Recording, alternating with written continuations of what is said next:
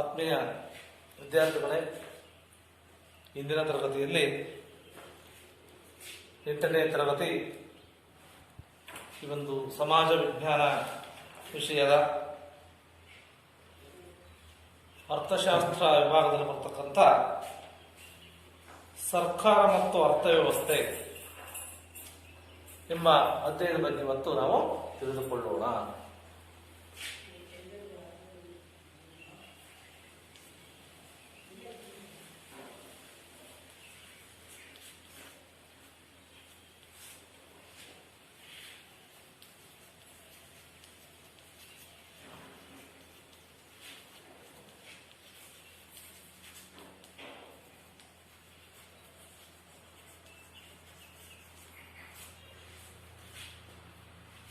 ಈ ಒಂದು ಅಧ್ಯಾಯದಲ್ಲಿ ಪ್ರಮುಖವಾಗಿ ಅಭಿವೃದ್ಧಿಯನ್ನ ಸಾಧಿಸುವಲ್ಲಿ ಯೋಜನೆಯ ಪಾತ್ರ, ಯೋಜನೆಯ ಅರ್ಥ, ಮತ್ತೆ ಭಾರತದಲ್ಲಿ ಯೋಜನೆಗಳ ಸಾಧನೆಗಳು, ಮತ್ತೆ ಉದಾರೀಕರಣ, ಖಾಸಗೀಕರಣ, ಜಾಗತೀಕರಣದ ಪರಿಕಲ್ಪನೆಗಳ ಬಗ್ಗೆ, ಭಾರತದಲ್ಲಿನ ಪ್ರಮುಖ ಅಭಿವೃದ್ಧಿ ಕಾರ್ಯಕ್ರಮಗಳ ಬಗ್ಗೆ ಇವತ್ತು ತಿಳಿದುಕೊಳ್ಳೋಣ. ಅದರಲ್ಲಿ ರಾಷ್ಟ್ರದ ಆರ್ಥಿಕ ಅಭಿವೃದ್ಧಿಯಲ್ಲಿ ಮತ್ತು ಜನರ ಯೋಗಕ್ಷೇಮವನ್ನು ಹೆಚ್ಚಿಸುವಲ್ಲಿ ಸರ್ಕಾರ ಅತ್ಯಂತ ಮಹತ್ವದ ಪಾತ್ರವನ್ನು ವಹಿಸುತ್ತೆ. ಆರ್ಥಿಕ ಬೆಳವಣಿಗೆ ಆಗಬೇಕು, ಸ್ಥಿರತೆ, ಸಮಾನತೆ, ಕಾನೂನು ವ್ಯವಸ್ಥೆ, ಸ್ಥಿರತೆ, ಸಮಾನತೆ, ಕಾನೂನು ವ್ಯವಸ್ಥೆ ಇವೆಲ್ಲ ಕಾಪಾಡಿ ಹಲವಾರು ಕ್ರಮಗಳನ್ನು ಸರ್ಕಾರ ಕೈಗೊಳ್ಳುತ್ತೆ. ಅಲ್ಲದೆ ಆರ್ಥಿಕ ಬಿಡುಗಡೆಯಾಗಿರ್ತಕ್ಕಂಥ ಬಡತನ, ನಿರುದ್ಯೋಗ, ಹಣದುಬ್ಬರ,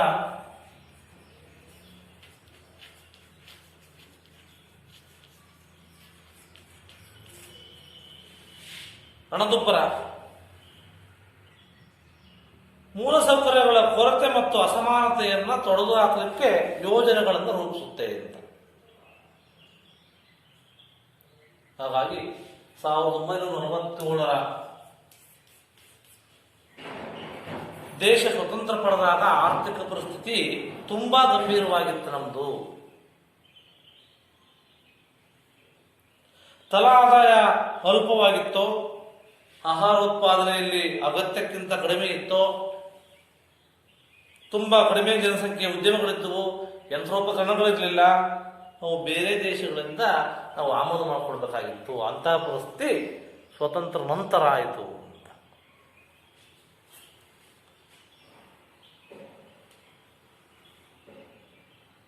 ಸಾರಿಗೆ, ಶಕ್ತಿ, ಸಂಪರ್ಕ ಸಾಧನಗಳು ಅಸಮರ್ಪಕವಾಗಿದ್ದು ಸಮರ್ಪಕವಾಗಿ ಸಿಗ್ತಾ ಇರಲಿಲ್ಲ. ಶಿಕ್ಷಣ ಮತ್ತು ಆರೋಗ್ಯ ಸ್ವಲ್ಪ ಜನರಿಗೆ ಮಾತ್ರ ದಕ್ತಾ ಇದ್ವು. ಮತ್ತು ಎಲ್ಲೆಡೆ ಹಿಂದುಳಿದ ವಾತಾವರಣ. ಆದ್ದರಿಂದ ಅಭಿವೃದ್ಧಿಗೆ ಅಡೆತಡೆಗಳನ್ನು ನಿವಾರಿಸಿ ಹಿಂದುಳಿಯುವಿಕೆಯನ್ನು ನಿವಾರಿಸಲಿಕ್ಕೆ ಸರ್ಕಾರ ಹೆಚ್ಚಿನ ಆದ್ಯತೆ ಗಮನವನ್ನು ನೀಡಬೇಕಾಗಿತ್ತು. ಈ ಪರಿಸ್ಥಿತಿಯನ್ನು ಆಗಿನ ಮುಖಂಡರು ಸಕಾರಾತ್ಮಕವಾಗಿ ಸ್ಪಂದಿಸಿ ದೇಶದ ಒಟ್ಟಾರೆ ಸಾಮಾಜಿಕ ಮತ್ತು ಆರ್ಥಿಕ ಅಭಿವೃದ್ಧಿಗಾಗಿ ಬಹಳಷ್ಟು ಕ್ರಮಗಳನ್ನು ಆರಂಭಿಸಿದ್ರು. ಈ ನಿಟ್ಟಿನಲ್ಲಿ ಪ್ರಮುಖವಾಗಿರ್ತಕ್ಕಂಥ ಯೋಜನೆ ಅಂದರೆ ಯೋಜನಾ ವಿಧಾನವನ್ನು ತಂದರು. ಅದನ್ನ ಯೋಜನಾ ವಿಧಾನ.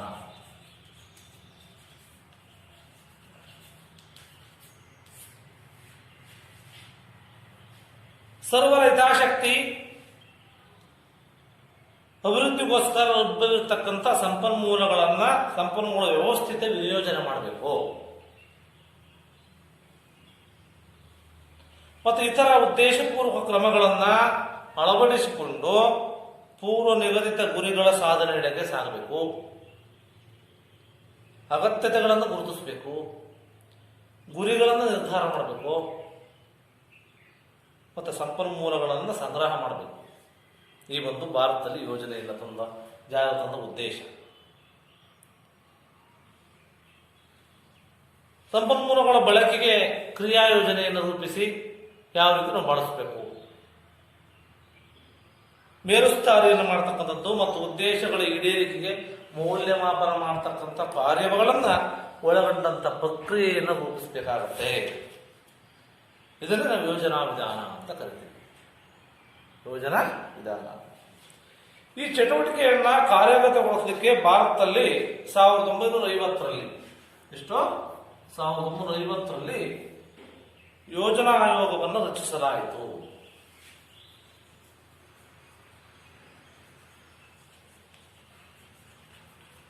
ರಚನೆ ಮಾಡಲಾಯಿತು. ನಂತರ 2015ರಲ್ಲಿ ಯೋಜನಾ ಆಯೋಗದ ಜಾಗದಲ್ಲಿ 2015ರಲ್ಲಿ ಏನ್ ಮಾಡಿದ್ರು, ಯೋಜನಾ ಆಯೋಗದ ಜಾಗದಲ್ಲಿ ಈ ನೀತಿ ಆಯೋಗ ಅಂತ ಕೇಳಿದ್ರೆ ನೀತಿ ಆಯೋಗವನ್ನು ಯಾವ ಜಾರಿ ತರಲಾಯಿತು ಅಥವಾ ಯೋಜನಾ ಆಯೋಗದ ಜಾಗದಲ್ಲಿ ಯಾವ ಆಯೋಗವನ್ನು ಜಾರಿಗೆ ತಂದರು?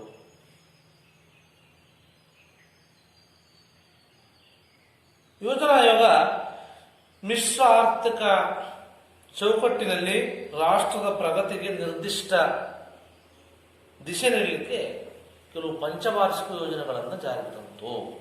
ಇದನ್ನ ಪಂಚವಾರ್ಷಿಕ ಯೋಜನೆಗಳನ್ನು ರೂಪಿಸಿ ಅನುಷ್ಠಾನಗೊಳಿಸುವುದರ ಮೂಲಕ ನೀತಿಯ ಅರ್ಥವ್ಯವಸ್ಥೆಯನ್ನು ಅಪೇಕ್ಷಿತವಾಗಿರ್ತಕ್ಕಂಥ ಗುರಿಗಳ ಮೂಲಕ ಗುರಿಯನ್ನು ಸಾಧಿಸಬೇಕು.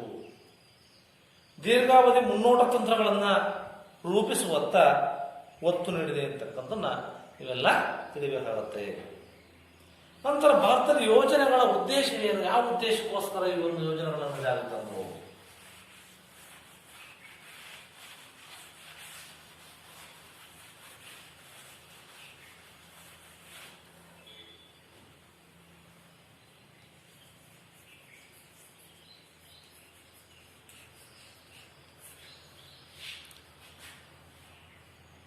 ಅದರಲ್ಲಿ ಪ್ರಮುಖವಾಗಿ ಆರ್ಥಿಕ ಬೆಳವಣಿಗೆಯನ್ನು ವೃದ್ಧಿಸಬೇಕು.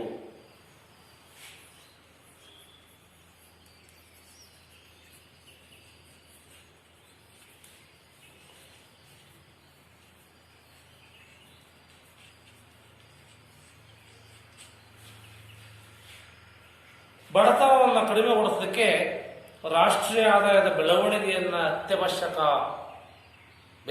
ಗುರಿ ಎಂದು ಇದನ್ನು ಪಾಲಿಸಲಾಯಿತು. ಅದನ್ನು ಆರ್ಥಿಕ ಬೆಳವಣಿಗೆಯನ್ನು ವೃದ್ಧಿಗೊಳಿಸ್ತಕ್ಕಂಥದ್ದು, ಅರ್ಥವ್ಯವಸ್ಥೆಯನ್ನು ಆಧುನೀಕರಣಗೊಳಿಸುವುದು.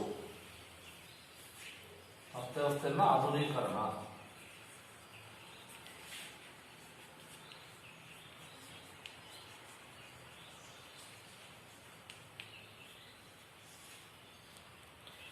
ಈ ಅಧಿಕ ಪ್ರಮಾಣದ ಸರಕು ಸೇವೆಗಳನ್ನು ಉತ್ಪಾದಿಸತಕ್ಕಂಥ ಸಾಮರ್ಥ್ಯವನ್ನು ಹೆಚ್ಚು ಮಾಡಬೇಕು.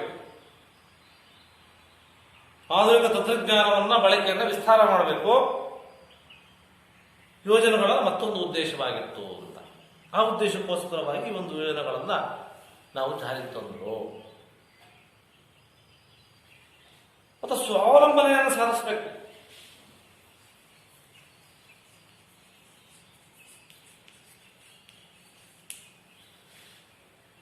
ನಮ್ಮ ಹಲವಾರು ಅವಶ್ಯಕತೆಗಳನ್ನು,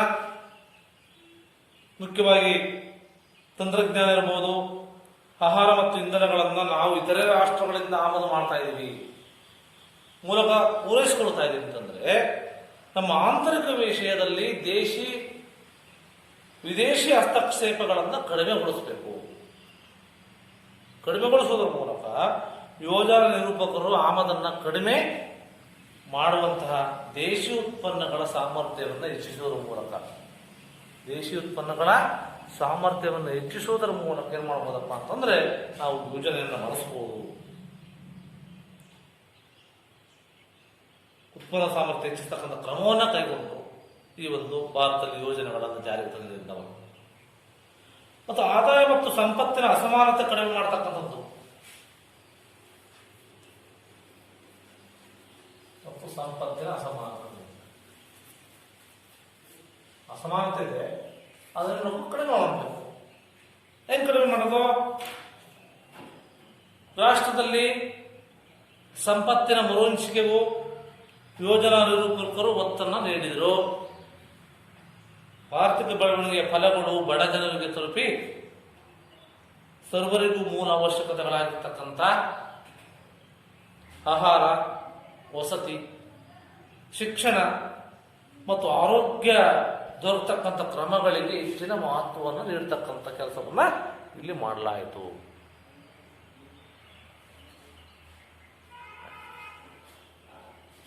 ಮತ್ತೆ ಮೂಲಸೌಕರ್ಯ ಅಭಿವೃದ್ಧಿ, ಇದ್ರ ಜೊತೆಗೆ ಮೂಲಸೌಕರ್ಯ ಅಭಿವೃದ್ಧಿ,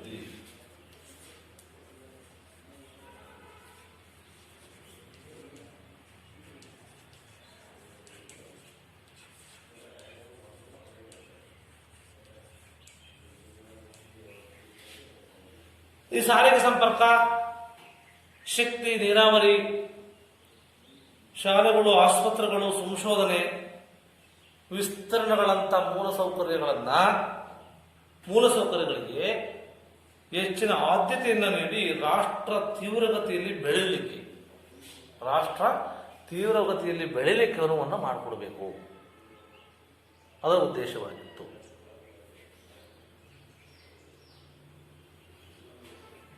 ಮತ್ತೆ ಹಣಕಾಸು ಸಂಸ್ಥೆಗಳನ್ನು ಅಭಿವೃದ್ಧಿ ಮಾಡಬೇಕು.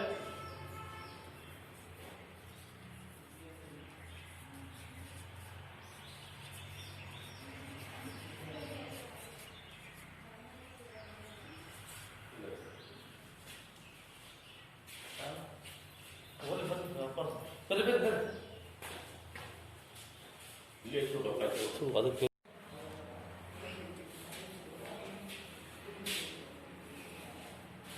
ಈ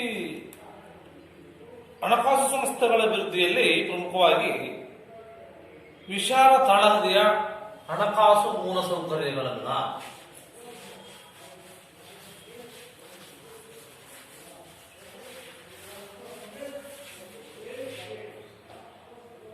ಅಭಿವೃದ್ಧಿಪಡಿಸ್ತಕ್ಕಂಥದ್ದು ಮತ್ತು ಸಂಪನ್ಮೂಲಗಳನ್ನು ಸಂಗ್ರಹಣೆ ಮಾಡಬೇಕು. ಆ ಸಂಪನ್ಮೂಲಗಳನ್ನು ಆದ್ಯತಾ ವಲಯಗಳಿಗೆ ಒದಗಿಸ್ತಕ್ಕಂಥ ಹಣಕಾಸು ಸಂಸ್ಥೆಗಳನ್ನು ಸ್ಥಾಪನೆ ಮಾಡಬೇಕು. ಸ್ಥಾಪನೆ ಮಾಡಿ ತನ್ಮೂಲಕ ಆರ್ಥಿಕ ಅಭಿವೃದ್ಧಿಗೆ ಪೂರಕವಾಗಿರ್ತಕ್ಕಂಥ ವಾತಾವರಣವನ್ನು ಕಲ್ಪಿಸಬೇಕಾಗತ್ತೆ. ಆ ಒಂದು ಉದ್ದೇಶಕ್ಕೋಸ್ಕರವಾಗಿ ಈ ಒಂದು ಯೋಜನೆಯನ್ನ ಜಾರಿಗೆ ತಂದರು. ಮತ್ತು ಸಮತೋಲಿತ ಪ್ರಾದೇಶಿಕ ಅಭಿವೃದ್ಧಿ,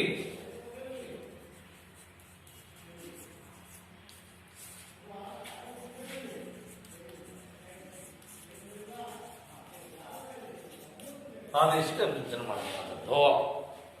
ಹಲವಾರು ಕಾರಣಗಳಿಂದ ಕೆಲವೊಂದು ಪ್ರದೇಶಗಳ ಅಭಿವೃದ್ಧಿ ಪ್ರಕ್ರಿಯೆಯಲ್ಲಿ ಹಿಂದುಳಿದಿರ್ತವೆ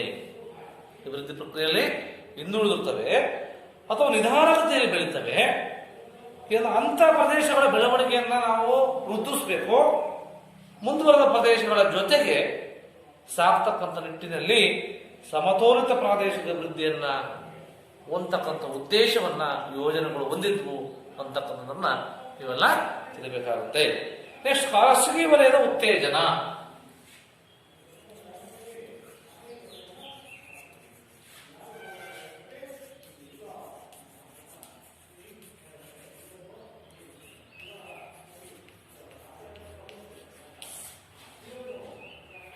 ಭಾರತ ಮಿಶ್ರ ಆರ್ಥಿಕ ಚೌಕಟ್ಟಿನಲ್ಲಿ, ಯೋಜನಾ ವಿಧಾನದಲ್ಲಿ, ಅದರಲ್ಲೂ ಖಾಸಗಿ ವಲಯದಲ್ಲಿ ಸಮರ್ಪಕವಾಗಿರ್ತಕ್ಕಂಥ ಅವಕಾಶವನ್ನು ಕಲ್ಪಿಸುವುದರ ಮೂಲಕ ಅದರ ಬೆಳವಣಿಗೆಗೆ ಉತ್ತೇಜನವನ್ನು ನೀಡತಕ್ಕಂಥ ಕೆಲಸವನ್ನು ಮಾಡಲಿಕ್ಕೋಸ್ಕರವಾಗಿ ಈ ಒಂದು ಯೋಜನೆಗಳನ್ನು ಜಾರಿಗೆ ತಂದಿದ್ರು ಅಂತೇಳಿ ಈ ಎಲ್ಲ ಉದ್ದೇಶಗಳು. ಇದು ಇಲ್ಲಿವರೆಗೂ ಭಾರತದಲ್ಲಿ 11 ಪಂಚವಾರ್ಷಿಕ ಯೋಜನೆಗಳನ್ನು ಅನುಷ್ಠಾನಗೊಳಿಸಲಾಗಿದೆ.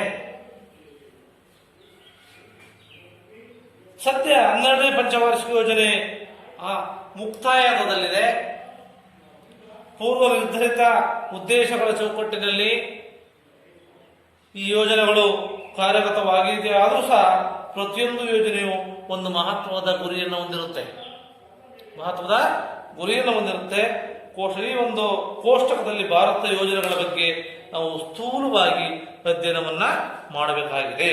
ಅದರಲ್ಲಿ ಪ್ರಮುಖವಾಗಿ ಪಂಚವಾರ್ಷಿಕ ಯೋಜನೆಗಳನ್ನು 1ರಿಂದ 12ನೇ ಪಂಚವಾರ್ಷಿಕ ಯೋಜನೆ ಅಡಿಯಲ್ಲಿ ಯಾವ್ಯಾವ ಕ್ಷೇತ್ರಕ್ಕೆ ಆದ್ಯತೆಯನ್ನು ನೀಡಲಾಗಿತ್ತು, ಅದರಲ್ಲಿ 1ನೇ ಪಂಚವಾರ್ಷಿಕ ಯೋಜನೆ 1951ರಿಂದ 56. ಇಲ್ಲಿ ಆಹಾರ ಉತ್ಪಾದನೆಗೆ ಈ ಒಂದು ಇದರ ಉದ್ದೇಶ ಏನಪ್ಪಾ ಅಂದ್ರೆ ಆಹಾರ ಉತ್ಪಾದನೆ ಮಾಡ್ತಕ್ಕಂಥ 1ನೇ ಪಂಚವಾರ್ಷಿಕ ಯೋಜನೆ ಉದ್ದೇಶ 1940 ಕೋಟಿ ರೂಪಾಯಿನ ಇನ್ವೆಸ್ಟ್ ಮಾಡಿದ್ರು. 1940 ಕೋಟಿ ರೂಪಾಯಿನ ಇನ್ವೆಸ್ಟ್ ಮಾಡಲಾಯಿತು. 256ರಿಂದ 61 ಏನಪ್ಪಾ ಅಂತಂದ್ರೆ ಇದು ಕೈಗಾರಿಕಾ ಪ್ರಗತಿ ಮಾಡ್ತಕ್ಕಂಥದ್ದು. ಇಲ್ಲಿ 4672 ಕೋಟಿ ಇನ್ವೆಸ್ಟ್ ಮಾಡಲಾಯಿತು. ನಂತರ 3ನೇ ಪಂಚವಾರ್ಷಿಕ ಯೋಜನೆ ಸ್ವಾವಲಂಬನೆ ಎಷ್ಟರಿಂದ 61ರಿಂದ 66.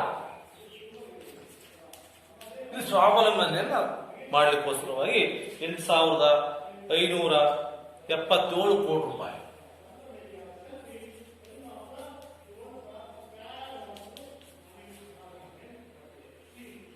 ನೆಕ್ಸ್ಟ್ ಇಲ್ಲಿ ವಾರ್ಷಿಕ ಯೋಜನೆ ಬಂತು 66ರಿಂದ 68ರಲ್ಲಿ ವಾರ್ಷಿಕ ಯೋಜನೆ ಅಂತ ಮತ್ತೆ 2 ವರ್ಷಕ್ಕೆ ಇಲ್ಲಿ ಆಹಾರ ಉತ್ಪಾದನೆ ಮಾಡಲಿಕ್ಕೋಸ್ಕರವಾಗಿ 6251 ಕೋಟಿ ರೂಪಾಯಿಯನ್ನ ನಿಗದಿಪಡಿಸಲಾಯಿತು.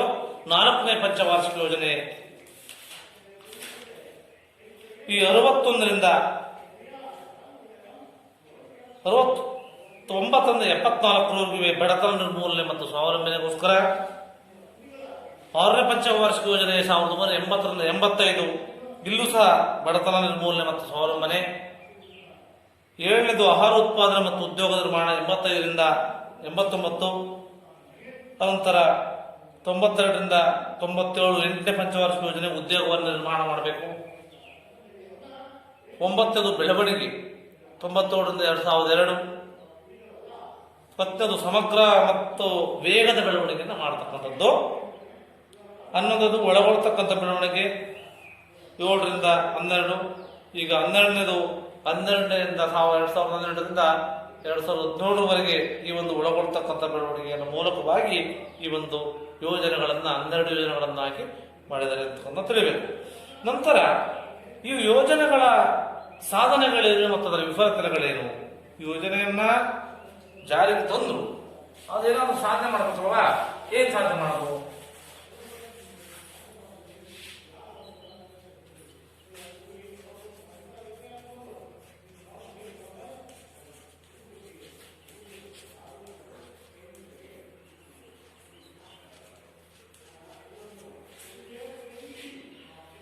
ಈ ಭಾರತ ಯೋಜನೆಗಳದ್ದು ಒಂದು ಗಮನಾರ್ಹ ಅತ್ಯಂತ ಗಂಭೀರ ವಿಫಲತೆಗಳ ಪಟ್ಟಿಯೂ ಸಹ ಇದೆ, ಯಶೋಗಾಥೆಯೂ ಇದೆ. ಅದರ ಜೊತೆಗೆ ಅತ್ಯಂತ ಗಂಭೀರ ವಿಫಲತೆ ಪಟ್ಟಿಯೂ ಇದೆ. ಭಾರತವು ವಿಶ್ವದ ಅತಿ ದೊಡ್ಡ ಆರ್ಥಿಕತೆಗಳ ಪೈಕಿ ಒಂದಾಗಿದೆ ಮತ್ತು ಅತ್ಯಂತ ತೀವ್ರವಾಗಿ ಬೆಳೀತಾ ಇದೆ. 8 ಎಂಬ ಸಂಗತಿಗಳನ್ನ ಯೋಜನೆಗಳ ಯಶಸ್ಸನ್ನು ನಾವು ಸೂಚಿಸ್ತೀವಿ. ಅದರಲ್ಲಿ ಪ್ರಮುಖವಾಗಿರ್ತಕ್ಕಂಥ ಸಾಧನೆಗಳೇನಪ್ಪಾ ಅಂತಂದ್ರೆ ರಾಷ್ಟ್ರೀಯ ಮತ್ತು ತಲಾ ಆದಾಯದಲ್ಲಿ ಹೆಚ್ಚಳ ಆಯಿತು. ರಾಷ್ಟ್ರೀಯ ಮತ್ತು ತಲಾ ಆದಾಯದಲ್ಲಿ ಏನಾಯ್ತು? ಹೆಚ್ಚಳ ಆಯಿತು.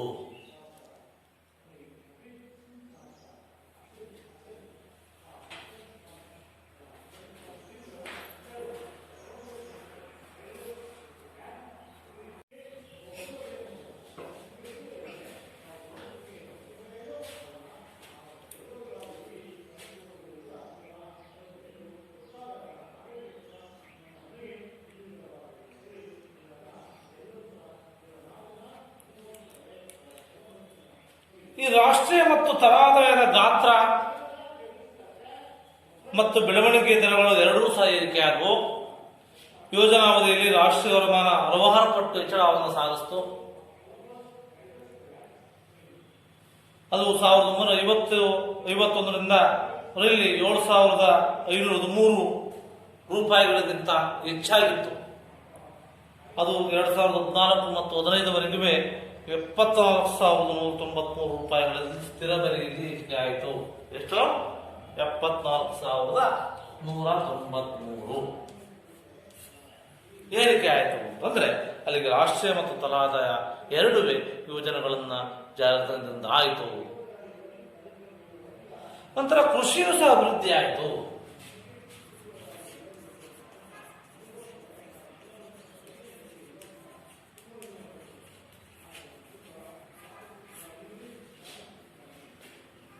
ಸಾವಿರದ 1951ರಲ್ಲಿ 51 ಲಕ್ಷ ಟನ್ಗಳಿದ್ದಂಥ ಆಹಾರ ಧಾನ್ಯಗಳ ಉತ್ಪಾದನೆ 1990-91ಗಳಿಗೆ 176.4 ದಶಲಕ್ಷ ಟನ್ಗಳಿಗೆ ಮತ್ತು 2015-16ರಲ್ಲಿ 252 ದಶಲಕ್ಷ ಟನ್ 52 ದಶಲಕ್ಷ ಟನ್ಗಳಿಗೆ ಹೆಚ್ಚಾಯಿತು. ಅದರಲ್ಲಿ ಹತ್ತಿ, ಕಬ್ಬು, ಎಣ್ಣೆಕಾಳುಗಳು, ತರಕಾರಿ, ಹಣ್ಣು, ಹಾಲು, ಇತರ ಕೃಷಿ ಉತ್ಪನ್ನಗಳನ್ನ ಉತ್ಪಾದನೆ ಹೆಚ್ಚಾಯಿತು, ಹಲವು ಪಟ್ಟು ಹೆಚ್ಚಾಯಿತು. ಅತ್ಯವಶ್ಯಕವಾಗಿದ್ದಂಥ ದೇಶದ ಆಹಾರ ಭದ್ರತೆಗೆ ಸಹಕಾರಗೊಳಿತು ಅಂತ. ದೇಶಕ್ಕೆ ಬೇಕಾಗಿರ್ತಕ್ಕಂಥ ಆಹಾರ ಭದ್ರತೆ ಏನಂತಪ್ಪ ಅಂದರೆ ಸಹಕಾರ ಕೊಡ್ತಕ್ಕಂಥ ಕೆಲಸವನ್ನ ಈ ಒಂದು ಯೋಜನೆಗಳ ಮೂಲಕವಾಗಿ ಜಾರಿಸಲಾಯಿತು. ನಂತರ ಕೈಗಾರಿಕೆಗಳ ಅಭಿವೃದ್ಧಿ ಆದವು.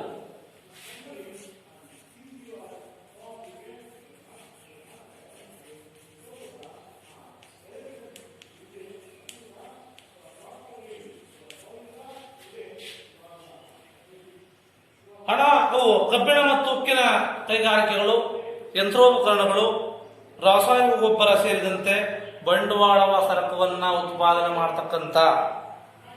ಉತ್ಪಾದಿಸ್ತಕ್ಕಂಥ ಕೈಗಾರಿಕೆಗಳು ಗಣನೀಯವಾಗಿ ಅಭಿವೃದ್ಧಿಯನ್ನ ಈ ಯೋಜನೆಗಳನ್ನ ಜಾರಿಗೊಂಡಿದ್ದ ಆಯಿತು ಅಂತ ಸಾಧನೆಯನ್ನು ಮಾಡಿತು ಅಂತಕ್ಕಂಥ ನೀವೆಲ್ಲ ತಿಳಿಬೇಕಾಗುತ್ತೆ.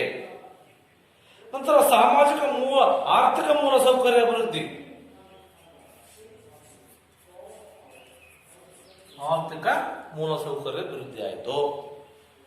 ಸಾರಿಗೆ, ಶಕ್ತಿ, ಉತ್ಪಾದನೆ, ಸಂಪರ್ಕ, ನೀರಾವರಿ ಸೇರಿದಂತೆ ಎಲ್ಲ ಆರ್ಥಿಕ ಮೂಲಸೌಕರ್ಯಗಳ ಅಭಿವೃದ್ಧಿಯೂ ಸಹ ಗಣನೀಯವಾಗಿ ಏರಿಕೆ ಆಯಿತು ಅಂತಕ್ಕಂಥದ್ದು ನಾವೆಲ್ಲ ತಿಳಿಬೇಕಾಗುತ್ತೆ. ನಂತರ ಸಾಮಾಜಿಕ ಮೂಲಸೌಕರ್ಯ ಅಭಿವೃದ್ಧಿ ಆಯಿತು.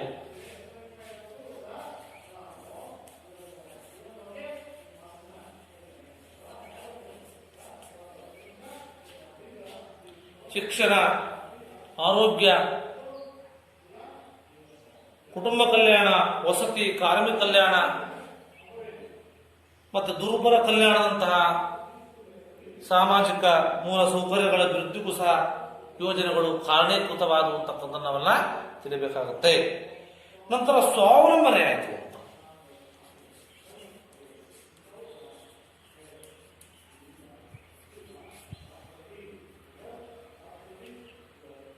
ಮೂಲ ಅನುಭೋಗಿ ಸರಕುಗಳು ಮತ್ತು ಆಹಾರ ಧಾನ್ಯಗಳ ಉತ್ಪಾದನೆಯಲ್ಲಿ ಭಾರತ ಸ್ವಾವಲಂಬನೆಯನ್ನ ಸಾಧಿಸಲು ಸಾಧ್ಯವಾದದ್ದು ಯೋಜನೆಗಳಿಂದಲೇ.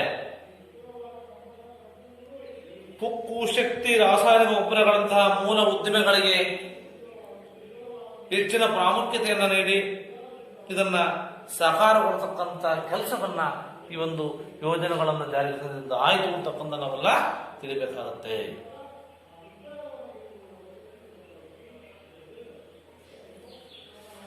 ನಂತರ ನಿಮ್ಮದು ಉದ್ಯೋಗದ ನಿರ್ಮಾಣ.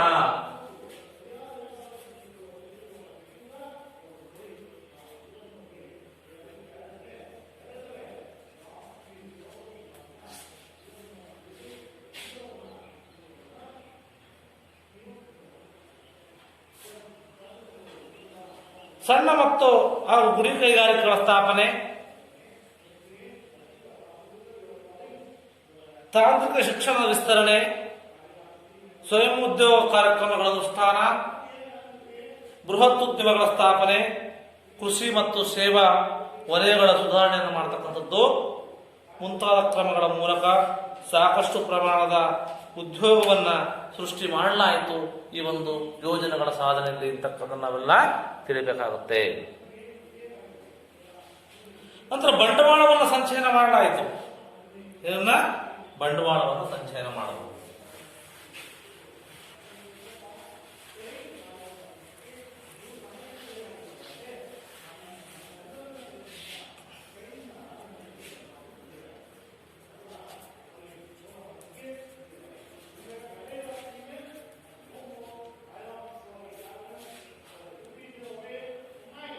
ಆರ್ಥಿಕ ಬೆಳವಣಿಗೆ ಜೊತೆಗೆ ಆದಾಯ ವೃದ್ಧಿ ಆಗಬೇಕು.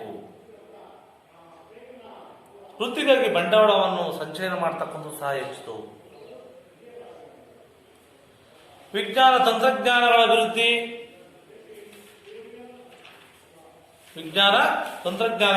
ಆಯಿತು. ಅದರಲ್ಲಿ ಭಾರತ ವಿಜ್ಞಾನ ಮತ್ತು ತಂತ್ರಜ್ಞಾನ ಕ್ಷೇತ್ರದಲ್ಲಿ ಗಣನೀಯವಾಗಿರ್ತಕ್ಕಂಥ ಪ್ರಗತಿಯನ್ನು ಸಾಧಿಸಿತು. ವಿಶ್ವದಲ್ಲಿ 3ನೇ ಸ್ಥಾನದಲ್ಲಿದ್ದು ಭಾರತ ಇಂಜಿನಿಯರ್ಗಳು ಮತ್ತು ವಿಜ್ಞಾನಿಗಳು ಸ್ವತಂತ್ರವಾಗಿ ಯಾವುದೇ ತಾಂತ್ರಿಕ ಕಾರ್ಯವನ್ನ ನಿರ್ವಹಿಸ್ತಕ್ಕಂಥ ಕೆಲಸವನ್ನು ಅವರು ಕೊಟ್ಟರು.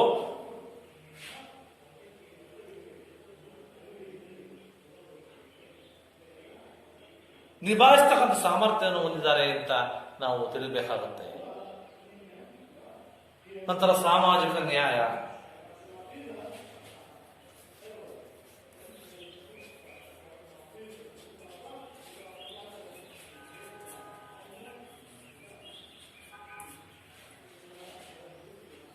ಭಾರತೀಯ ಯೋಜನೆಗಳ ಮೂಲಭೂತ ಉದ್ದೇಶ ಬೆಳವಣಿಗೆ ಜೊತೆಗೆ ಸಾಮಾಜಿಕ ನ್ಯಾಯವನ್ನ ಸರಿದೂಗಿಸಬೇಕು,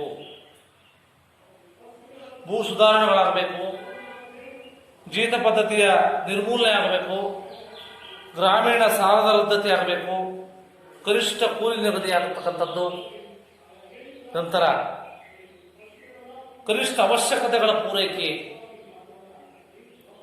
ಆರ್ಥಿಕ ಶಕ್ತಿಯ ಕೇಂದ್ರೀಕರಣಕ್ಕೆ ತಡೆ ಮತ್ತು ಆರ್ಥಿಕ ಅಂತರಗಳನ್ನು ತೊಡೆದಾಡ್ತಕ್ಕಂಥ ಹಲವಾರು ಕ್ರಮಗಳ ಮೂಲಕ ಸಾಮಾಜಿಕ ನ್ಯಾಯವನ್ನು ಒದಗಿಸ್ತಕ್ಕಂಥ ಕಾರ್ಯವನ್ನು ಈ ಒಂದು ಯೋಜನೆಗಳ ಮೂಲಕವಾಗಿ ಮಾಡಲಾಯಿತು ಅಂತಕ್ಕಂಥದ್ದನ್ನ ವಿದ್ಯಾರ್ಥಿಗಳೇ ನೀವೆಲ್ಲ ತಿಳಿಯಬೇಕಾಗುತ್ತೆ.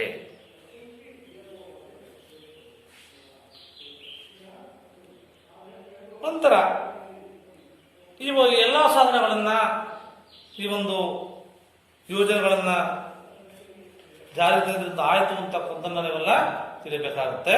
ಇದರ ರೀತಿಯಾಗಿ ಇದರ ವಿಫಲತೆ ಏನಾಯಿತು? ಸಾಧನೆ ಮಾಡಾಯಿತು, ಸಾಧನೆ ಮಾಡಿದ್ರೆ ವಿಫಲತೆ ಕಾಣ್ತೀವಿ ನಾವು.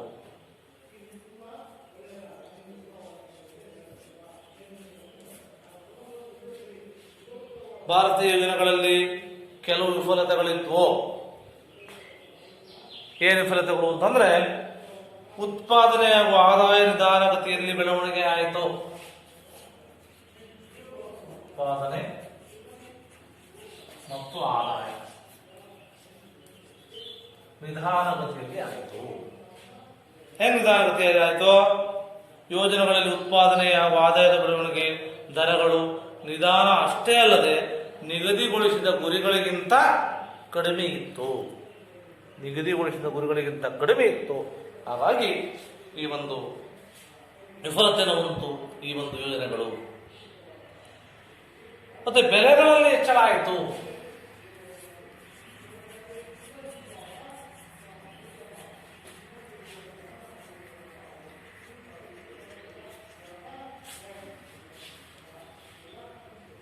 ಉತ್ಪಾದನೆ ನಿಧಾನಗತಿ ಬೆಳವಣಿಗೆ ಅಂದರೆ ಜನಸಂಖ್ಯೆಯ ತೀವ್ರ ಬೆಳವಣಿಗೆ ದಿಸೆಯಿಂದ ಪ್ರತಿ ಯೋಜನೆಗಳಲ್ಲಿ ಬೆಲೆಗಳು ನಿರಂತರವಾಗಿ ಏರ್ತಾ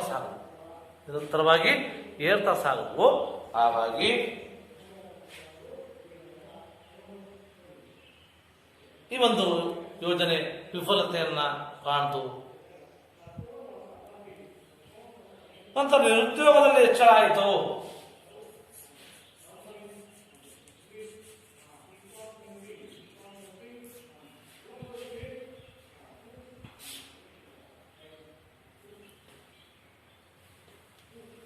ಯೋಜನಾವಧಿಯಲ್ಲಿ ನಿರುದ್ಯೋಗದ ಪ್ರಮಾಣ ಅಧಿಕವಾಗ್ತಾ ಸಾಕ್ತು. ಉದ್ಯೋಗಾವಕಾಶಗಳ ಸೃಷ್ಟಿ ಆದರೂ ಸಹ ಅವು ಯುವ ಜನಸಂಖ್ಯೆಯು ಹೆಚ್ಚಳವಾದ ಪ್ರಮಾಣಕ್ಕನುಗುಣವಾಗಿ ಏನಾಯಿತು? ಇರಲಿಲ್ಲ. ಹೀಗಾಗಿ ನಿರುದ್ಯೋಗ ಹೆಚ್ಚುತ್ತಾ ಹೋಯಿತು. ವಾಸ್ತವವಾಗಿ ಕಳೆದ 25 ವರ್ಷಗಳ ಅವಧಿಯಲ್ಲಿ ಜರುಗಿದಂತಹ ಬೆಳವಣಿಗೆ ಉದ್ಯೋಗ ರಹಿತ ಬೆಳವಣಿಗೆ ಎಂದು ವರ್ಣಿಸಲ್ಪಟ್ಟಿದೆ. ಉದ್ಯೋಗ ರಹಿತ ಬೆಳವಣಿಗೆ, ಉದ್ಯೋಗ ಸಿಗಲಿಲ್ಲ. ಮತ್ತೆ ಬಡತನ ಮತ್ತು ಅಸಮಾನತೆ ಮುಂದುವರಿತು.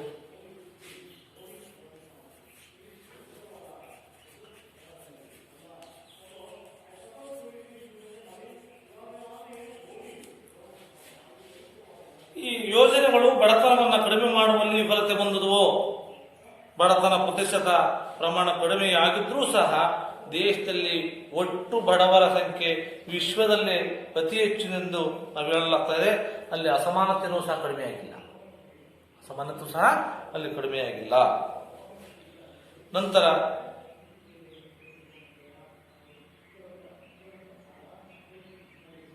ಮೂಲಸೌಕರ್ಯಗಳ ಅಸಮರ್ಪಕ ಅಭಿವೃದ್ಧಿ.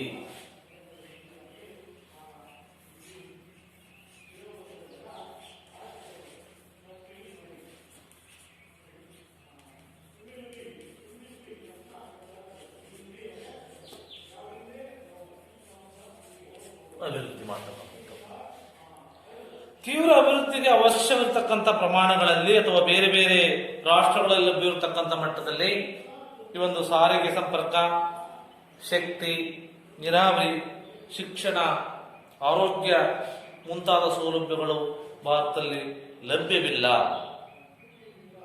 ಇದರಿಂದ ಈ ಒಂದು ಯೋಜನೆಗಳನ್ನು ಜಾರಿಗೆ ತೆಗೆದ ಉದ್ದೇಶ ವಿಫಲತೆ ಆಯಿತು ಮತ್ತು ಅದಕ್ಷ ಆಡಳಿತವಿಲ್ಲ.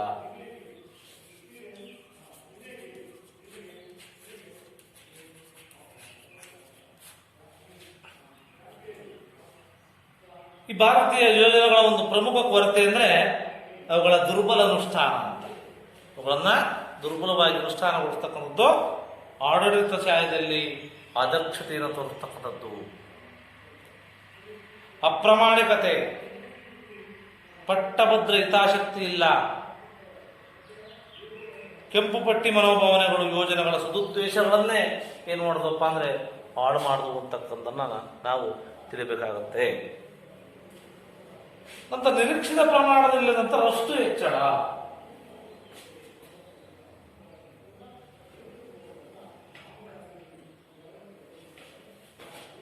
ನಿರೀಕ್ಷಿತ ಪ್ರಮಾಣದಲ್ಲಿ ರಫ್ತು ಹೆಚ್ಚಳ ಆಗುವುದಿಲ್ಲ.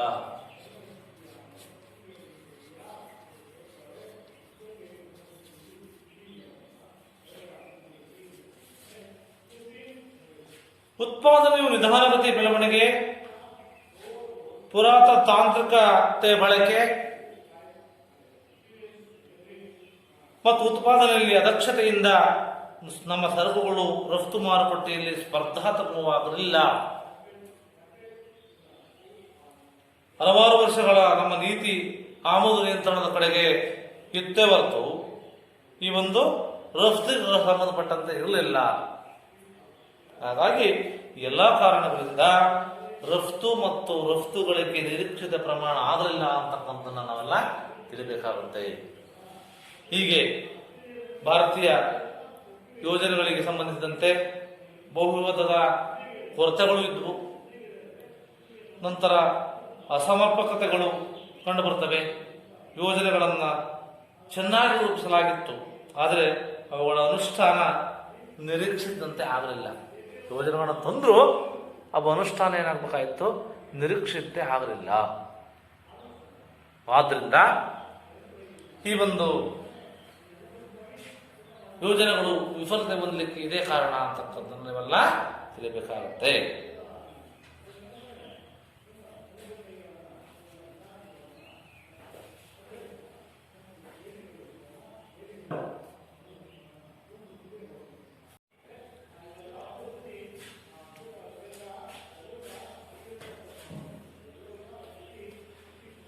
ನಂತರ ಆರ್ಥಿಕ ಸುಧಾರಣೆಗಳು ಅಥವಾ LPG ನೀತಿಗಳು ಅಂತ. ಆರ್ಥಿಕ ಸುಧಾರಣೆಗಳು ಅಥವಾ LPG ನೀತಿಗಳು.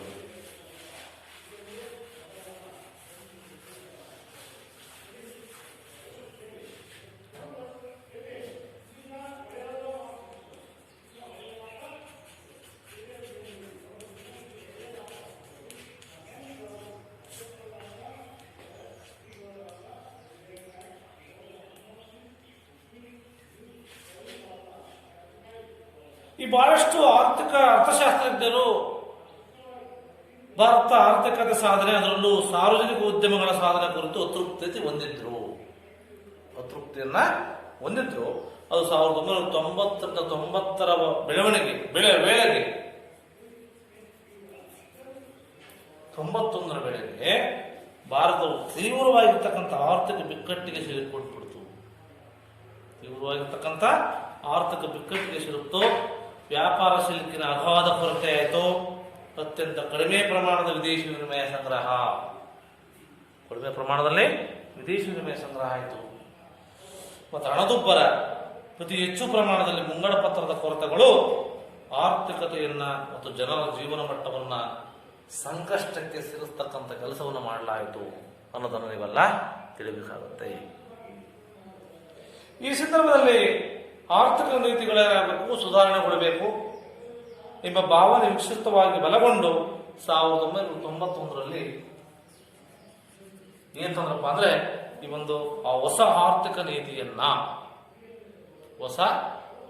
ನೀತಿಯನ್ನ ಜಾರಿಗೊಳಿಸುವುದರ ಮೂಲಕ ಹೊಸ ಆರ್ಥಿಕ ನೀತಿಗಳನ್ನು ಆರ್ಥಿಕ ಸುಧಾರಣೆಗಳು ಅಂತ ಕರೆದರು. ಆರ್ಥಿಕ ಸುಧಾರಣೆಗಳು, ನೀತಿಯಲ್ಲಿ ಸುಧಾರಣೆಗಳು. ಈ ನೀತಿಗಳು ಉದಾರೀಕರಣ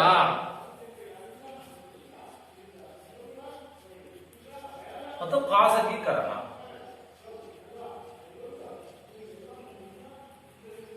ಉದಾರೀಕರಣ ಮತ್ತೆ ಖಾಸಗೀಕರಣ ಮತ್ತು ಜಾಗತೀಕರಣದ ಮೇಲೆ ಹೆಚ್ಚಿನ ಒತ್ತನ್ನು ನೀಡಿದ್ರಿಂದ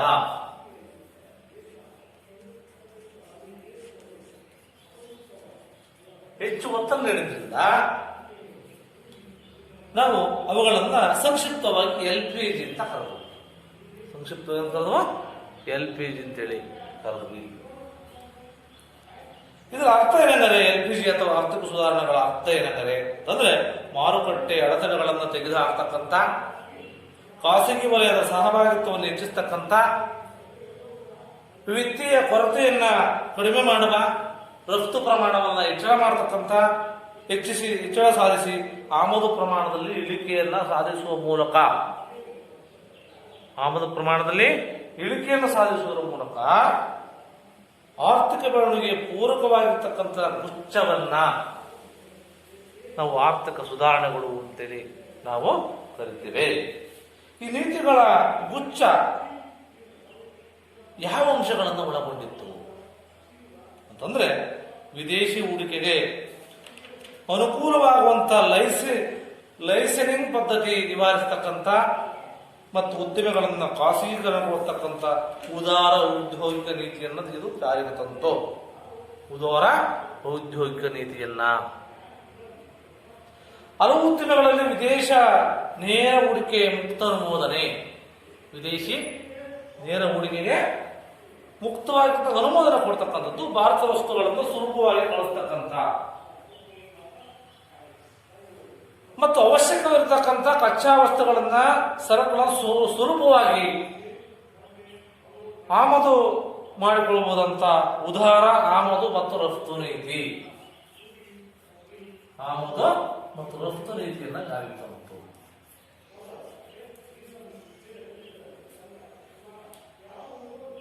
ಈ ಅಂತಾರಾಷ್ಟ್ರೀಯ ಮಟ್ಟದಲ್ಲಿ ಸ್ವೀಕೃತವಾಗಿರ್ತಕ್ಕಂಥ ಮಾನದಂಡಗಳಾಗಿರ್ತಕ್ಕಂಥ ಬ್ಯಾಂಕು ಮತ್ತು ಹಣಕಾಸು ವಲಯ ಒಟ್ಟಾರೆ ಪುನರಚನೆ ಆಗಬೇಕು. ಪುನರಾಚನೆ ಆಗ್ತಕ್ಕಂಥ ಕೆಲಸವನ್ನು ಮಾಡಲಾಯಿತು. ನಂತರ ಒಂದು ತೆರಿಗೆ ಜಾಲವನ್ನ ವಿಸ್ತರಿಸುವ ಮತ್ತು ತೆರಿಗೆ ಆದಾಯವನ್ನು ಹೆಚ್ಚು ಬರ್ತಕ್ಕಂಥ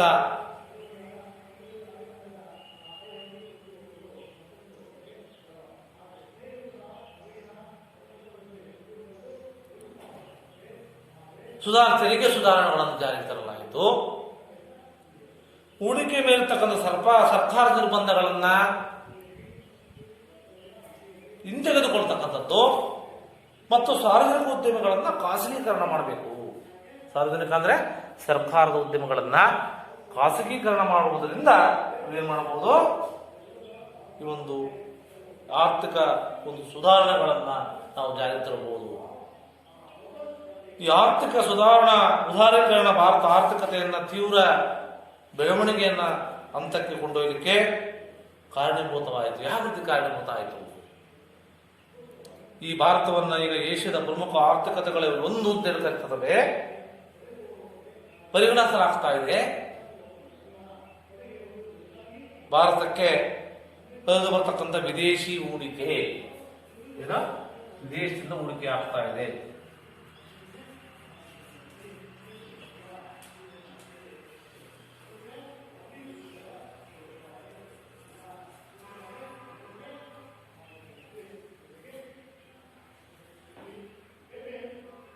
ಹೂಡಿಕೆ ಅಗಾಧವಾಗಿ ಹೆಚ್ಚಾಗ್ತಾ ಇದೆ ನಮ್ಮಲ್ಲಿ. ಹಲವು ಬಹುರಾಷ್ಟ್ರೀಯ ಕಂಪನಿಗಳು ಭಾರತದಲ್ಲಿ ತಮ್ಮ ಕಚೇರಿಗಳನ್ನು ತೆರೆದಿದ್ದಾವೆ. ಭಾರತ ತಲಾದಾಯ ಹೆಚ್ಚಾಗಿದೆ, ಇದೊಂದು ಸಕಾರಾತ್ಮಕ ಚಿಹ್ನೆ. ತಲಾದಾಯ ಹೆಚ್ಚಾಗ್ತಾ ಇದೆ. ಭಾರತ ಸೇವೆಗಳ ಮತ್ತು ಮುಖ್ಯವಾಗಿ ಸಾಫ್ಟ್ವೇರ್ ಮತ್ತು ಮಾಹಿತಿ ತಂತ್ರಜ್ಞಾನ ಸಂಬಂಧಿಸಿದಂಥ ರಫ್ತುಗಳು ಇವತ್ತು ಮುಂಚೂಣಿಯಲ್ಲಿದೆ ನಮ್ಮ ದೇಶದಲ್ಲಿ. ಅದರಲ್ಲಿ ಕೆಲವು ಇಫ್ರೋ ಕಂಪನಿ, ಇನ್ಫೋಸಿಸ್ ಕಂಪನಿ,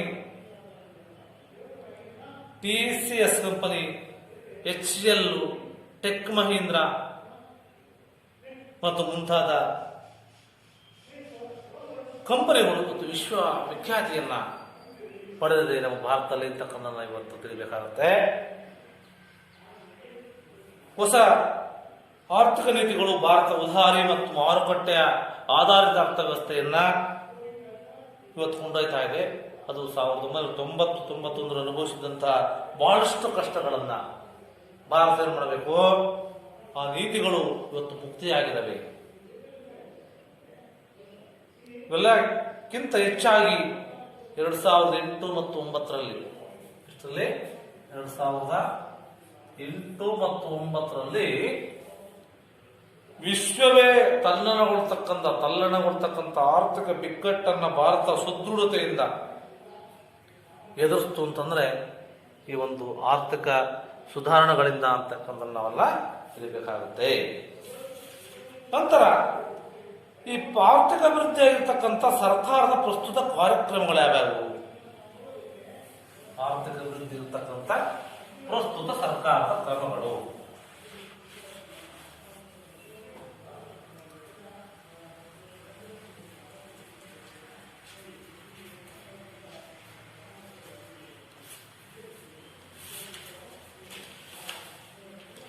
ಆರ್ಥಿಕ ಅಭಿವೃದ್ಧಿಯಾಗಿ ಸಾಧಿಸಲಿಕ್ಕೆ ಸರ್ಕಾರಗಳು ಹಲವಾರು ಕ್ರಮಗಳನ್ನು ಅನುಷ್ಠಾನಗೊಳಿಸ್ತಾ ಇದ್ದು, ಅವುಗಳಲ್ಲಿ ಪ್ರಮುಖವಾಗಿ ಒಟ್ಟಾರೆ ಅಭಿವೃದ್ಧಿ ಆಗಬೇಕು. ಏನಾಗಬೇಕು? ಒಟ್ಟಾರೆ ಅಭಿವೃದ್ಧಿ ಆಗೋದು ಡಿಜಿಟಲ್ ಇಂಡಿಯಾ ಅಂತ.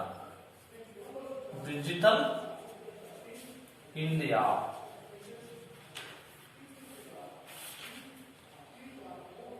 ಈ ಜನರಿಗೆ ಸರ್ಕಾರಿ ಸೇವೆಗಳು ತ್ವರಿತವಾಗಿ ವಿದ್ಯುನ್ಮಾನ ರೂಪದಲ್ಲಿ ದೊರಕಿಸಿಕೊಡಬೇಕು ಮತ್ತು ಜನರು ಇತ್ತೀಚಿನ ಮಾಹಿತಿ ತಂತ್ರಜ್ಞಾನ ಮತ್ತು ಸಂಪರ್ಕ ತಂತ್ರಜ್ಞಾನ ಪ್ರಯೋಜನವನ್ನು ಪಡೆದುಕೊಳ್ಳಬೇಕು. ಪ್ರಯೋಜನವನ್ನು ಪಡೆದುಕೊಳ್ಳುವುದರ ಮೂಲಕ ಏನು ಮಾಡಬಹುದು? ನಾವು ಆರ್ಥಿಕ ಅಭಿವೃದ್ಧಿಯನ್ನ ಸಾಧಿಸಬಹುದು.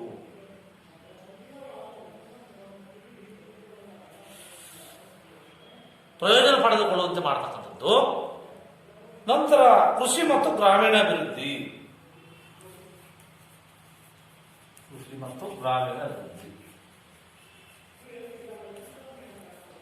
ಈ ಒಂದು ಇದರಲ್ಲಿ ಪ್ರಧಾನಮಂತ್ರಿ ಫಸಲು ವಿಮಾ ಯೋಜನೆ ಜಾರಿಗೆ ತರಲಾಗಿದೆ. ಬೆಳೆಗಳ ನಷ್ಟ ಸಂಭವಿಸಿದಲ್ಲಿ ರೈತರಿಗೆ ಮುಂಗಾರು ಮತ್ತು ಹಿಂಗಾರು ಬೆಳೆ ಎರಡಕ್ಕೂ ಏನಪ್ಪಾ ಅಂತಂದ್ರೆ ಈ ಒಂದು ವಿಮಾ ಹಣಕಾಸು ಸೌಲಭ್ಯ ಒದಗಿಸ್ತಕ್ಕಂಥ ಇದನ್ನು ಜಾರಿಗೆ ತಂದಿದೆ. ನಂತರ ಪ್ರಧಾನಮಂತ್ರಿ ಕೃಷಿ ಸಿಂಚಾಯಿ ಯೋಜನೆ ಪ್ರತಿ ನೀರ ಹನಿಗೂ ಗರಿಷ್ಠ ಉತ್ಪಾದನೆ ಮಾಡತಕ್ಕಂಥದ್ದು, ಸಾಧಿಸ್ತಕ್ಕಂಥ ನೀರನ್ನು ಸದ್ಬಳಕೆ ಮಾಡತಕ್ಕಂಥ ಒಂದು ನೀರಾವರಿ ಸೌಲಭ್ಯವನ್ನ ಇವತ್ತು ಜಾರಿಗೆ ತಂದಿದೆ. ಮಹಾತ್ಮ ಗಾಂಧಿ ರಾಷ್ಟ್ರೀಯ ಗ್ರಾಮೀಣ ಉದ್ಯೋಗ ಖಾತ್ರಿ ಯೋಜನೆ. ಇಲ್ಲಿ ಪ್ರತಿ ವರ್ಷ ಯಾವುದೇ ಒಂದು ಗ್ರಾಮೀಣ ಕುಟುಂಬದ ವಯಸ್ಕ ಕಾರ್ಮಿಕರಿಗೆ ಕನಿಷ್ಠ ಕೂಲಿ ದರವನ್ನು ನೀಡಿ ಕೌಶಲ್ಯ ರಹಿತ ಸ್ವರೂಪದ ಕೆಲಸವನ್ನು ಮಾಡತಕ್ಕಂಥದ್ದನ್ನ ಈ ಒಂದು ಯೋಜನೆಯಲ್ಲಿ ಸರ್ಕಾರ ಜಾರಿಗೆ ತಂದಿದೆ. ಪ್ರಧಾನಮಂತ್ರಿ ಗ್ರಾಮ ಸಡಕ್ ಯೋಜನೆ. ಇದರ ಉದ್ದೇಶ ರಸ್ತೆ ಸಂಪರ್ಕಗಳಿಲ್ಲದಂತಹ ಹಳ್ಳಿಗಳಿಗೆ ಸರ್ವರ್ ದುರಸ್ತಗಳನ್ನ ಸಂಪರ್ಕವನ್ನು ಕಲ್ಪಿಸತಕ್ಕಂಥದ್ದು ಇದರ ಉದ್ದೇಶವಾಗಿದೆ. ನಂತರ ಔದ್ಯೋಗಿಕ ಅಭಿವೃದ್ಧಿ.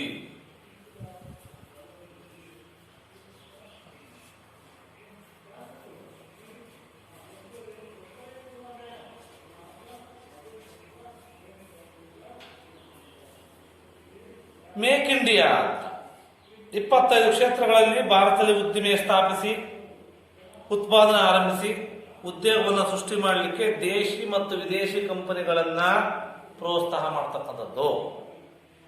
ದೇಶಿ ಮತ್ತು ವಿದೇಶಿ ಕಂಪನಿಗಳನ್ನ spot of India, standard India ಅಂತ ಪ್ರಾರಂಭಿಕ ಹಂತದ ಎಲ್ಲ ಉದ್ಯಮಗಳಿಗೆ ವ್ಯವಹಾರವನ್ನ ನಡೆಸಲಿಕ್ಕೆ ಬೇಕಾದಂತ ಎಲ್ಲ ಬೆಂಬಲವನ್ನ ನೀಡತಕ್ಕಂಥದ್ದು. ಮತ್ತು ಪ್ರಧಾನಮಂತ್ರಿ ಮುದ್ರಾ ಯೋಜನೆ ಅಂತ, ಮುದ್ರಾ ಯೋಜನೆ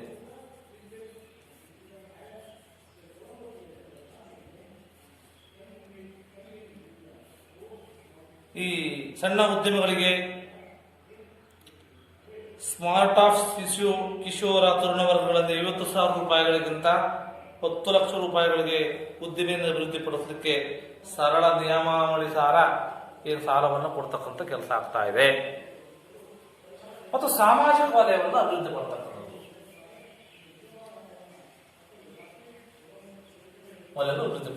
ಅದರಲ್ಲಿ ಪ್ರಮುಖವಾಗಿ ಸ್ವಚ್ಛ ಭಾರತ ಅಭಿಯಾನ. ಮಹಾತ್ಮ ಗಾಂಧೀಜಿಯವರ ಕನಸೇನಪ್ಪಾ ಅಂತಂದ್ರೆ ಸ್ವಚ್ಛ ಮತ್ತು ಸ್ವಸ್ಥ ಭಾರತದ ನಿರ್ಮಾಣ ಆಗ್ತಕ್ಕಂಥದ್ದು. ಆ ಕನಸನ್ನ ಇವತ್ತು ಮಾಡ್ತಿದ್ದಾರೆ. ಮತ್ತು ಕೌಶಲ್ಯ ಭಾರತ, ಸ್ಕಿಲ್ ಇಂಡಿಯಾ ಅಂತ ಯುವಕರಿಗೆ ಉದ್ಯೋಗ ಗಳಿಸಲಿಕ್ಕೆ ಲಭ್ಯವಿರತಕ್ಕಂಥ ಕೌಶಲ್ಯ ತರಬೇತಿಗಳನ್ನು ಕೊಡೋದ್ರ ಮೂಲಕ ಇರತಕ್ಕಂಥದ್ದು ಅವುಗಳನ್ನು ಗಳಿಸಿಕೊಳ್ಳಲಿಕ್ಕೆ ಧನ ಸಹಾಯವನ್ನು ಮಾಡತಕ್ಕಂಥ ಕೆಲಸವನ್ನು ಸರ್ಕಾರಗಳು ಮಾಡ್ತವೆ. ಪ್ರಧಾನಮಂತ್ರಿ ಜನಧನ ಯೋಜನೆ, ಇಲ್ಲಿ ಹಣಕಾಸಿನ ಒಳಗೊಳ್ಳುವಿಕೆಯನ್ನು ಸಾಧಿಸಲಿಕ್ಕೆ ರಾಷ್ಟ್ರೀಯ ಅಭಿಯಾನ ಇದಾಗಿದ್ದು, ಇದರ ಅಡಿಯಲ್ಲಿ ಹಣಕಾಸು ಸೇವೆಗಳಾದ ಉಳಿತಾಯ ಇರಬಹುದು, ಠೇವಣಿ ಇರಬಹುದು, ಹಣ ವರ್ಗಾವಣೆ, ಸಾಲ, ವಿಮೆ, ಪೆನ್ಷನ್ನು ಇವುಗಳನ್ನು ಬ್ಯಾಂಕ್ ಖಾತೆಯ ಮೂಲಕವಾಗಿ ಪಡೆಯಲಿಕ್ಕೆ ಇವತ್ತು ಸಹಾಯ ಮಾಡ್ತಾ ಇದೆ. ಇದೊಂದು ಸರ್ಕಾರದ ಕಾರ್ಯಕ್ರಮಗಳು. ನಂತರ ಪ್ರಧಾನಮಂತ್ರಿ ಜೀವನ ಜ್ಯೋತಿ ಯೋಜನೆ, ಈ ಜೀವ ವಿಮೆಯನ್ನು ಎಲ್ಲರಿಗೂ ಕೂಡ ಕಡಿಮೆ ದರದಲ್ಲಿ ವಿಸ್ತರಿಸತಕ್ಕಂಥ 18 ವರ್ಷದಿಂದ 50 ವರ್ಷದೊಳಗೆ ಎಲ್ಲ ವ್ಯಕ್ತಿಗಳು ಅತ್ಯಂತ ಕನಿಷ್ಠ ಪ್ರೀಮಿಯಂ ನೀಡುವುದರ ಮೂಲಕ ಜೀವ ವಿಮೆ ಪ್ರಯೋಜನವನ್ನು ಪಡೆದುಕೊಳ್ತಾ ಇದೆ ಇವತ್ತು. ಮತ್ತು ಪ್ರಧಾನಮಂತ್ರಿ ಸುರಕ್ಷಾ ವಿಮಾ ಯೋಜನೆ, ಇದು ಅಪಘಾತ ವಿಮಾ ಯೋಜನೆಯಾಗಿದ್ದು 18ರಿಂದ 70 ವರ್ಷದ ಎಲ್ಲ ವ್ಯಕ್ತಿಗಳು ಕಡಿಮೆ ವೆಚ್ಚದ ಪ್ರಯೋಜನವನ್ನು ಪಡೆಯಬಹುದು ಅಪಘಾತ ವಿಮಾ ಯೋಜನೆಯನ್ನು. ಮತ್ತೆ ಅಟಲ್ ಪೆನ್ಷನ್ ಯೋಜನೆ, ಈ ಒಂದು ಅಸಂಘಟಿತ ವಲಯದಲ್ಲಿರತಕ್ಕಂಥ 18ರಿಂದ 40 ವರ್ಷಗಳ ವ್ಯಕ್ತಿಗಳಿಗೆ ಮಾಸಿಕ 1,000 ರೂಪಾಯಿಗಳಿಂದ 5,000 ರೂಪಾಯಿವರೆಗಿನ ಪೆನ್ಷನ್ ಹಣವನ್ನು ಕೊಡುಗೆ ನೀಡತಕ್ಕಂಥ ಉದ್ದೇಶವನ್ನ ಇದು ಸರ್ಕಾರ ಮಾಡ್ತಾ ಇದೆ. ನಂತರ ನಗರ ಅಭಿವೃದ್ಧಿ,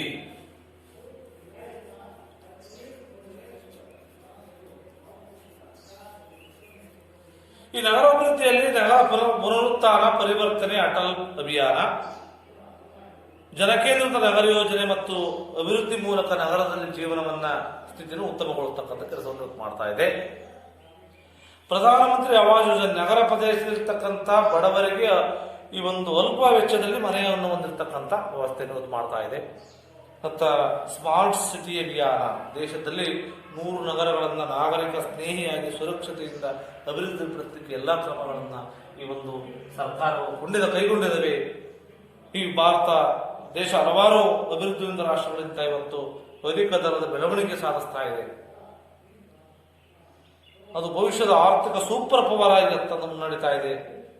ರಾಜ್ಯ ಸರ್ಕಾರಗಳು ಸಹ ಆ ಒಂದು ಜನರ ಯೋಗಕ್ಷೇಮ ಹೆಚ್ಚಿಸ್ತಕ್ಕಂಥ ಹಲವಾರು ಯೋಜನೆಗಳನ್ನು ರೂಪಿಸ್ತವೆ ಅಂತಕ್ಕಂಥ ನನ್ನ ವಿದ್ಯಾರ್ಥಿಗಳು ನೀವೆಲ್ಲರಿಗೂ ತಿಳಿದುಕೊಂಡ್ರೆ, ಇದರಲ್ಲಿ ಪ್ರಮುಖವಾಗಿ ಈ ಒಂದು ಏನು ಅಭಿವೃದ್ಧಿಯನ್ನು ಯಾವ ರೀತಿ ಸಾಧಿಸುವಲ್ಲಿ ನಮ್ಮ ಯೋಜನೆಗಳು ಪಾತ್ರವನ್ನ, ಭಾರತದಲ್ಲಿ ಯೋಜನೆ, ಅದರ ಯೋಜನೆ ಉದ್ದೇಶಗಳೇನು, ಯೋಜನೆಗಳ ಸಾಧನೆ ಯಾವ ರೀತಿ ಆಯಿತು, ಅದು ವಿಫಲತೆ ಯಾವ ರೀತಿ ಆಯಿತು, ನಂತರ ಆರ್ಥಿಕ ಸುಧಾರಣೆಗಳು ಯಾವ ರೀತಿ ಆದವು ಭಾರತದಲ್ಲಿ, ನಂತರ ಆರ್ಥಿಕ ಅಭಿವೃದ್ಧಿಗಾಗಿ ಇರತಕ್ಕಂಥ ಸರ್ಕಾರದ ಕಾರ್ಯಕ್ರಮಗಳನ್ನು ಇವೆಲ್ಲ ವಿದ್ಯಾರ್ಥಿಗಳೇ ತಿಳ್ಕೊಂಡಿದ್ದೀರಿ. ಎಲ್ಲರಿಗೂ ಧನ್ಯವಾದ.